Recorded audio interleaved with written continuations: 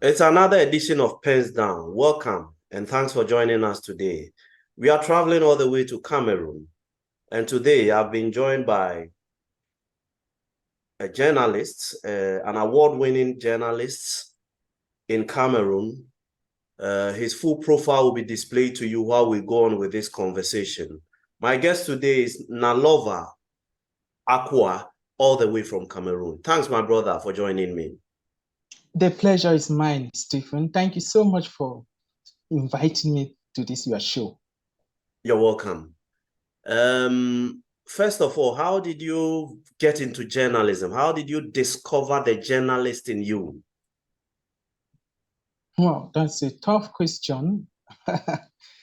It's true that I grew up to love journalism so much. First, Yeah. I always followed my father to the farm, and on Mm. his way to the farm, he always carried along a radio. So I grew Okay. up with that habit. So when they were reading the news, I always have keen interest listening to the news. So when Mm. I grew up now, I said, I must go and meet these people who are talking in the radio. Mm. Yeah, that's how it started. And then in secondary school, I was a journalism student in my school. I used to come to the assembly every morning with something to tell them what was happening in the quarters, maybe even a fight. I would come and report to the assembly, and people were always very attentive to my Mm. news presentation in the morning. Right. What would you say stands out as the most challenging assignment these 10 years and a little more that you have been in the trenches practicing journalism? A little correction there. I've not had up to 10 years in the Very journalism well. field. I Okay. actually graduated from a journalism school in 2017. Okay. Okay. That's fine. Yes. But go ahead. Let's see what represents your most challenging assignment these years. Wow, what a heavy duty question. It's true, one of the most challenging, but also the most interesting. To me, I rather find it most interesting Mm. assignment I've done is the story about a particular lake in Cameroon, Lake Osa. It Okay. is found in the littoral region. This lake was being invaded, but it is still being invaded by a particular species known as a Sarvinia molesta, and it is a particular carpet grass that has invaded. It invaded more than 70% of the lake. Mm. And it turns out that Cameroon is just one out of a number of other countries in the world, including Mm. Africa, that has suffered from this climatic change. Okay. So now I discovered the story. I traveled to the lakeside and I had to use a boat to go to the other Mm. side of the lake. Mm. So it was indeed challenging, but at the same time, very interesting for me.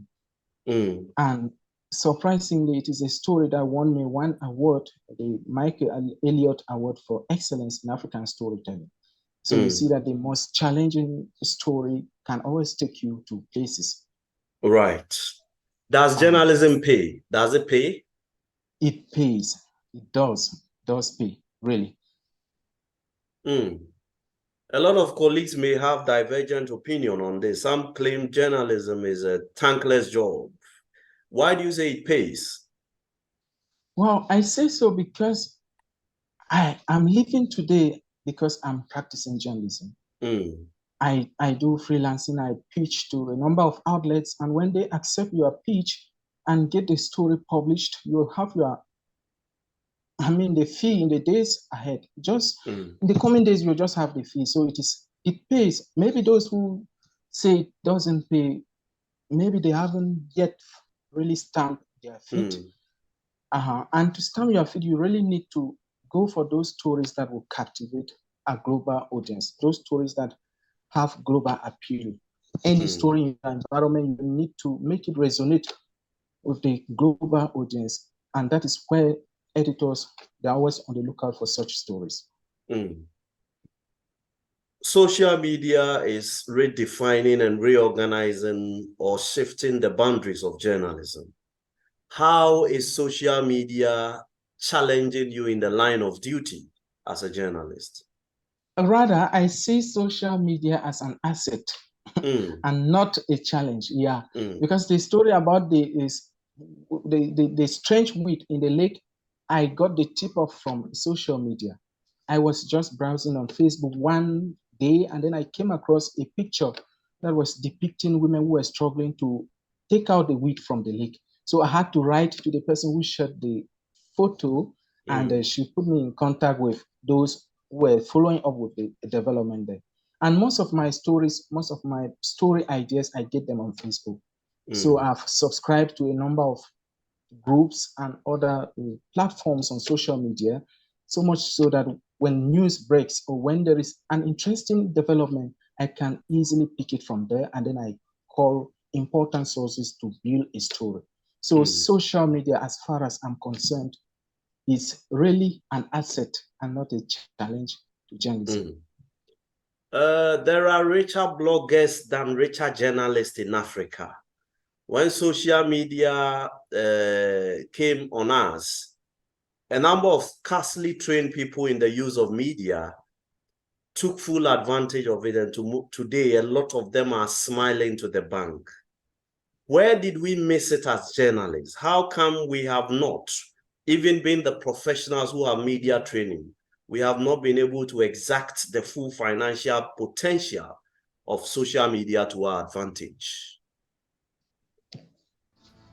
As far as I'm concerned, I would say it boils down to the content that we give out to the world. Because I had a very difficult start in the field of freelancing, because I kept pitching to many outlets and they kept rejecting my pitches. It reached a moment where I wanted to set up a blog. I wanted to set up a blog, but then I said, but if I set up a blog, if they have been rejecting my pitches, it means it didn't sound, they didn't like them. So I said, let me make the final try. And that's when I pitched a story in 2020 to Isenga News. When they accepted the story, I now discovered the secret that in every story, you need to find the mundane. The mundane, and the interesting in the mundane. Something that you see that is not interesting, that's instead what the global audience want to know, something in your backyard, something you think is not important. Yeah. So to me, my answer is that it boils down to the content, the quality of content we deliver. Because if you cannot compare the quality of content found on the New York Times, the Guardian, the Time, to that of any single blog that is single-handedly run by a journalist and with maybe the brothers and sisters as the only writers. And first of all, where do you have the money to have to pay editors, to hire editors to do you a beautiful story? So to me, we miss it because we don't really master how to come up with a content that can rival those in Western countries. That's my humble opinion. In Ghana, they call it soli. In Cameroon, it is called gombo or brown envelope. Nigeria calls it brown envelope. Down the Southern Africa there, about Malawi, it is called logistics. What is your take on it? Well, it's true. We came and met this phenomenon in the field, and I think it is not going to die anytime soon. So we only have to adapt. Adapt doesn't mean we are going to take the bribes or whatsoever. People call it encouragement, stipend, whatsoever. To me, it has no place so long as it is aimed at making you change your tone, change your style, influence your reporting style, or twist the facts. You get my point? I get you. It's true, those things. Gombo is often given when government agencies, government enterprises, or ministries invite journalists to the field. It is part of the state cover. They are just pilfering to justify it later on. So why won't you take it? That is just to, it is rightly justified. It is used for transport. They say it is for your transport fare. So intentionally, it is just to help the journalists maybe do whatsoever. But as far as I'm concerned, it is not out to make you change the nature of the story you are handling. So long as it is out to influence you in your reporting, it has no place in my vocabulary. Yeah. Have you ever been approached with anything material or monetary in the line of duty to compromise the details of any story you were doing? Sincerely, no. Nobody has ever approached me, maybe to bribe me to twist a story or to give a different fact, different from what is real. In the line of duty, has your life ever been threatened? No, I've never received any threat. Let's talk about the golden moments you've had in these 6 years or a little over that you've been in journalism. What represents your golden moments? I must say one of my golden moments was when I was invited to the Economist headquarters in London.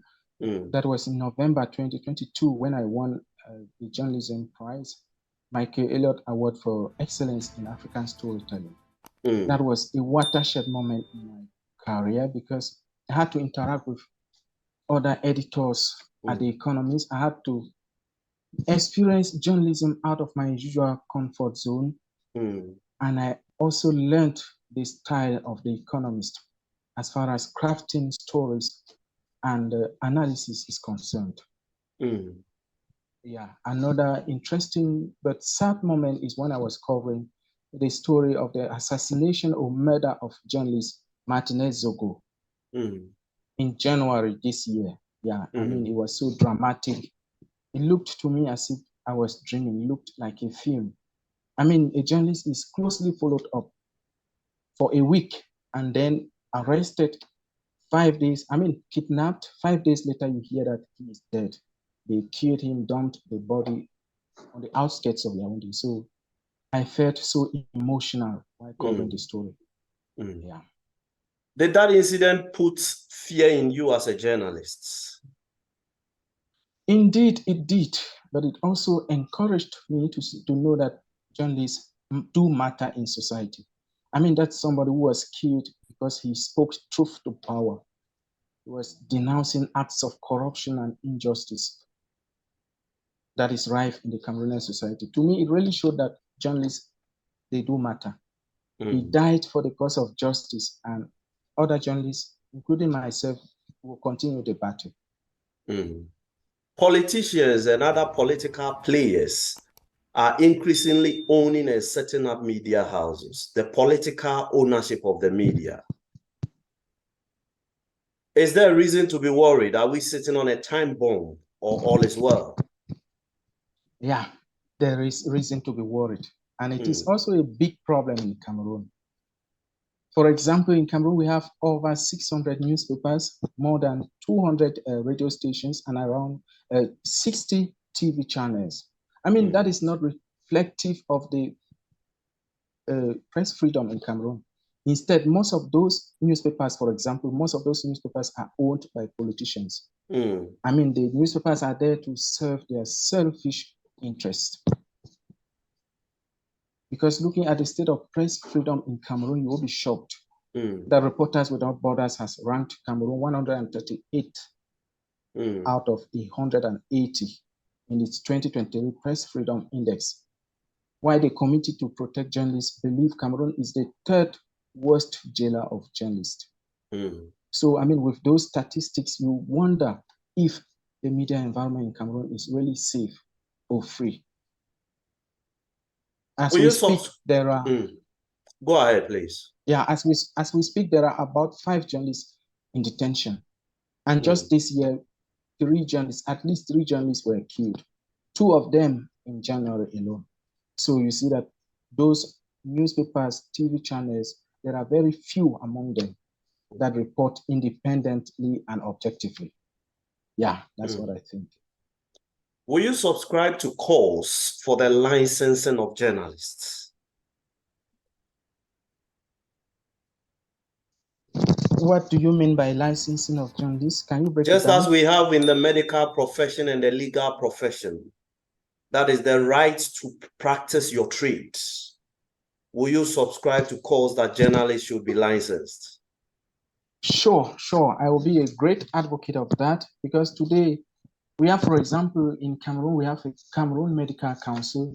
We have the Cameroon Order of Engineers, but it is not the case with journalists. In Cameroon, we have so many journalism associations. We have a couple of them, and they don't always see eye to eye, while others are going to different directions. Some are going to completely different directions. So I will support that licensing of journalists, because today in Cameroon, every Tom, Dick, and Harry is a journalist. I mean, you can just get up, you form a newspaper. It's easy going in Cameroon. It's easy going. So once journalists are licensed, as you put it, it is going to cleanse the profession. It is going to make those who really matter stay in the profession. Because most of those who enter the profession without having the necessary requirement or talent or skills, they are those dragging the profession through the mire. That's what I think. Some colleagues opine that politicians and political actors are very smart, and any attempt to license journalists. Okay. Some people, colleagues of ours, have shared on PENSDOWN this show that politicians and some political actors are very smart, and any attempt to license journalists might be an activity in futility, because some of these politicians may smoke screen themselves behind the licensing bodies to take their pound of flesh from journalists they consider adversarial to their cause. Is there not a downside to the calls for the licensing of journalists? Sure, there is a downside, because people will just disguise, like you put it, people will just use Trojan horses to use that to instead infiltrate, still infiltrate, and then do what they want. So everything has the downside and the positive side. It is going to be the case, but it is going to give the profession of journalism to the true journalist. Are you doing journalism for life? Sure. I have a lot of passion for journalism. I mean, if I didn't enter the journalism profession, I don't think I would have been anything else. I have a lot of passion for journalism, so I'm going to do it for life. That means if we are to go back into time, 10 years, you will still choose journalism for a profession. Am I right? I will still choose journalism, even in my grave. Journalism is such a nice profession that, journalism is a strange kind of profession. It is such detail to perfection. That's why I always aim for perfection every time I set out to do a story. Yet not getting there, there is always something you feel could be improved. I mean, after writing a story, you still go back to it. Journalism is a profession of discovery. I will say it, because you get to meet different types of people in society. You get to learn. You are in a constant state of learning. I love journalism, so I will do it even in my in my next world. Attrition in the media is very high. So many of our colleagues are abandoning journalism for something else. From where you sit, what do you think is accounting for this high rate of attrition in journalism? Wow, I always believe that journalism is passion. Journalism, just like any other profession, is passion. If you don't have the passion for it, you will always quit. So the answer is simple. There are people who don't have passion for the job, and some are those who didn't enter it for passion. They entered it for something else. But when they discover themselves that it is a profession for the tough, it is a profession for those who really matter, and they see that they can't cope, they're quitting. I mean, it's simple. Like I said a while ago, that even in my next world, I will choose journalism. So I don't see why people are quitting, because opportunities in journalism are coming up almost on a daily basis. Yeah. Would you encourage, let's say, your child in future, or a mentee that approaches you with the idea that they want to take to journalism? Would you encourage them to go into journalism? Sure, I will. I mean, let me tell you, I recently have a baby, and I named that baby after a journalist, a BBC journalist who retired a few years back.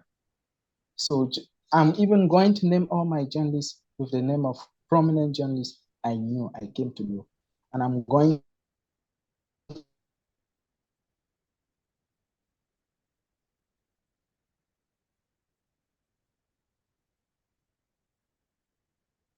influence them to do journalism, except they choose to do something else. Please give the answer again. Can There you was hear a me? network problem. Give the answer again from where you said, and you are going to name the rest of your kids. I was saying I loved journalism because of passion. People who are quitting, they are quitting simply because I think they don't have the passion for it, or they thought journalism was something as easy as whatever. Yet when they discovered it was tough, they are leaving. So journalism is an enviable job that nobody should quit. Even in my next world, I will choose to do journalism.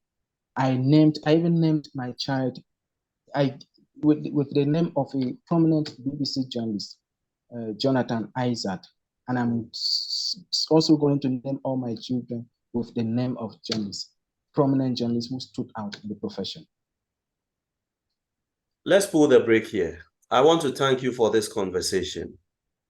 Truly grateful for walking us through your journey with the pen so far. On this show, we talk about journalism journeys, and we engage journalists anywhere in the world to get to understand what they go through, some of the key challenges.